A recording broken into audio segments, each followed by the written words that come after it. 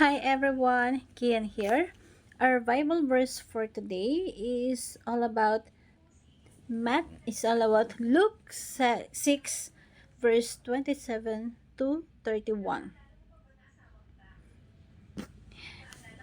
So, dito po sa verse po na to, talagang pinapaatang po sa atin ng Panginoong Diyos kung gaano katindi or ka-radical yung pinapagawa niya sa atin, a radical love. So, yung Diyos natin, warrior pagdating sa pag-ibig. So, sabi dito sa talata na to, Luke chapter 6 verse 27 to 31, makikita natin yung teaching ng ating Panginoon Diyos. Inaatang niya sa atin balikat yung radical, yung extreme na kailangan nating sundin. Sabi dito, But to you who are listening,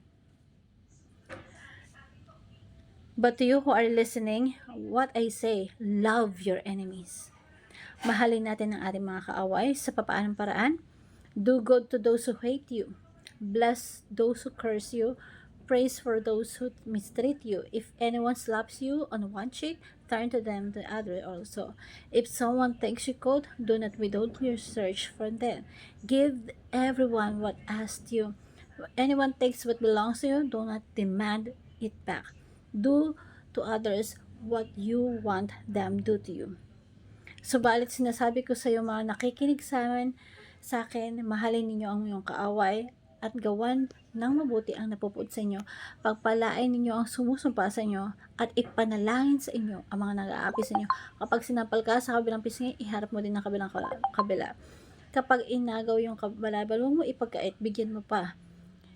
Bigyan mo pa ang bawat humihingi sa iyo, at kung meron kumuha ng iyong ariin, huwag mo nang bawiin pa. Gawin ninyo sa kapwa ang inyong nais ninyong gawin sa inyo. Now, itong verses na to, unang-una, gusto kong i-share sa inyo, Christians must defend the weak. Hindi po tinuturo ng talata na to na pag may nanakit sa anak mo, ibigay mo pa yung isang anak para saktan ulit. Hindi ganon ang ibig sabihin nito. Tayo po ay mga Kristiyano, meron tayong moral obligation na nakadepensahan at ipaglaban, protektahan ang mga mahihina.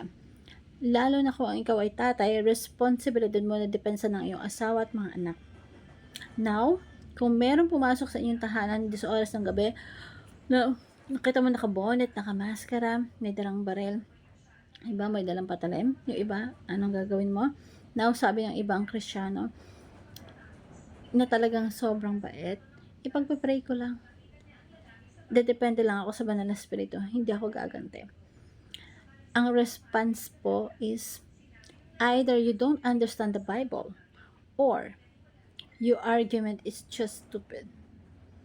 Hindi dapat po ganon. Dahil tayo mga Kristiyano, meron tayong obligasyon na depensahan ang ating pamilya. Para mo na ding sinabi na kinakatay yung isang pamilya, at may pulis dyan, hahayaan mo lang tumunga yung pulis. No. Ang pulis may moral obligation sa harapan ng Diyos na depensahan ang mga taong ginagawa ng krimen. May moral obligation sa harapan ng Diyos na depensahan ang bansa natin. Hindi pwedeng sinasakop tayo ng bansa, tas tutunga nga lang yung mga nasa government. So, kapag tumunga ka lang, alam mo yung dapat mong gawin, nagkakasala ka sa Diyos.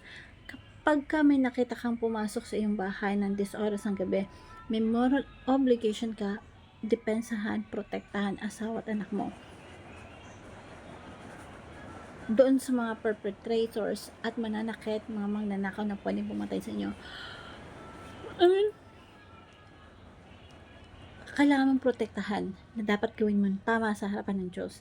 So, itong verses na to, hindi angkop sa mga ganong sitwasyon. Ito ay angkop lamang kapag sa opisina mo, sa bahay mo, kamag-anak mo, kaibigan mo, may umuusig sa'yo, sinaktan ka. Ito yung mga punto na hindi ka nagagante. Unang-una kasi ikaw yung involved. Sinasabi sa Bible, kapag ikaw yung involved, pag sinampal ka, offer mo pa yung kabila. Pero kapag involved yung anak mo, yung pamilya, huwag mo na i-offer pa yung isa pong anak, diba? So, it's a common sense. Christian must defend the weak. Ito ay dapat clear na hindi natin dedepensahan ng, kasi dapat depensahan mo yung mga taong mahal mo. Hindi masama maging martyr. Lalo na kung nagiging martyr ka para sa ating Panginoong Diyos. Christians are martyr for Christ.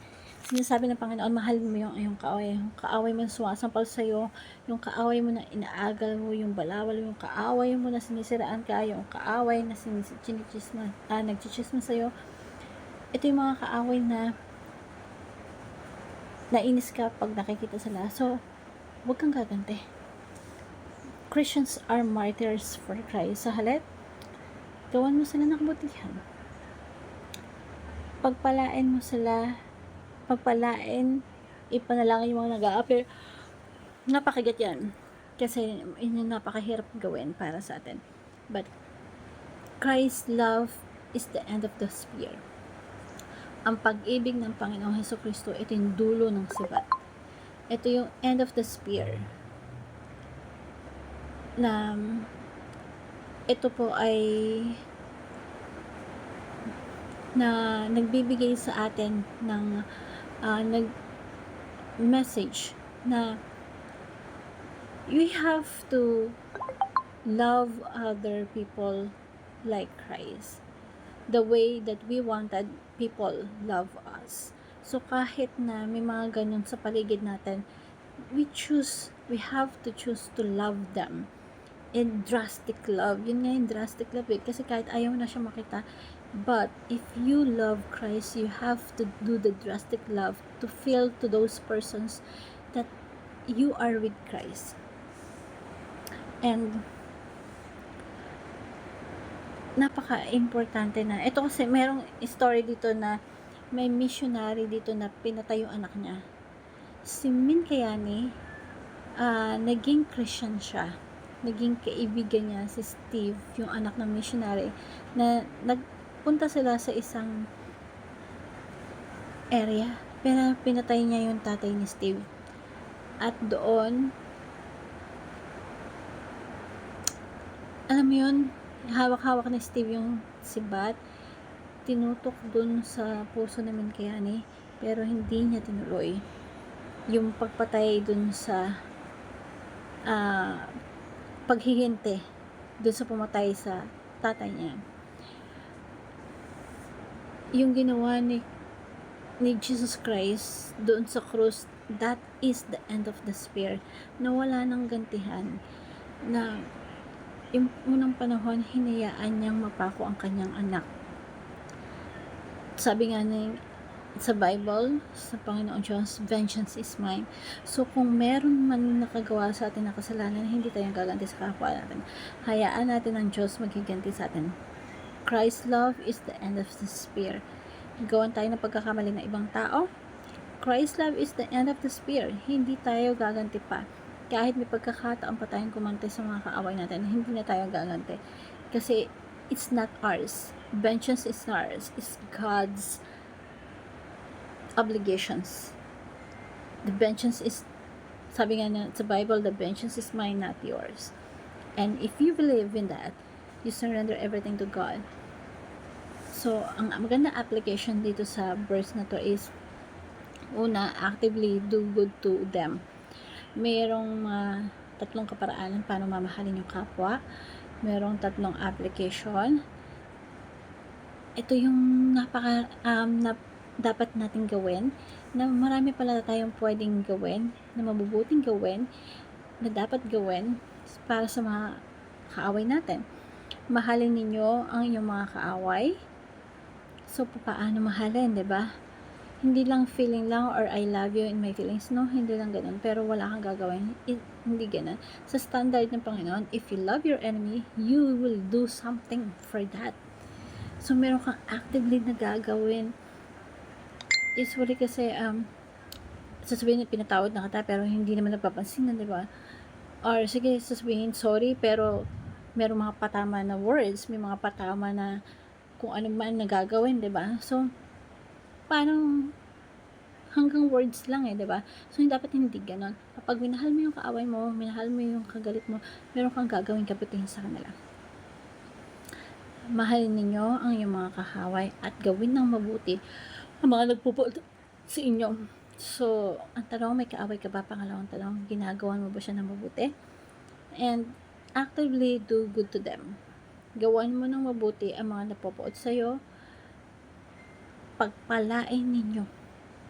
Hindi mo ikasusuklam, hindi mo sasabihin na masamang bagay yung tao na yon. Hindi mo siya i-curse. Hindi ka mag-wish na sana mapahamak siya, lumubog yung buhay niya, no? Na masira yung buhay niya, no?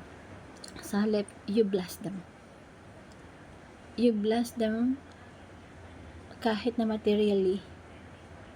Kag nangangailangan siya, tulungan mo siya. Pagpalain ninyo ang mga sumusumpa sa inyo at ipanalangin ang mga nangaampi sa inyo.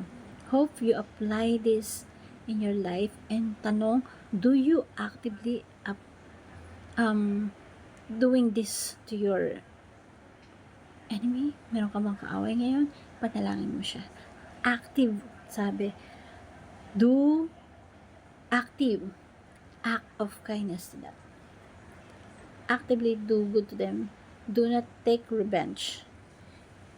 At sure, you will be rewarded. So, thank you everyone. Hope you apply this to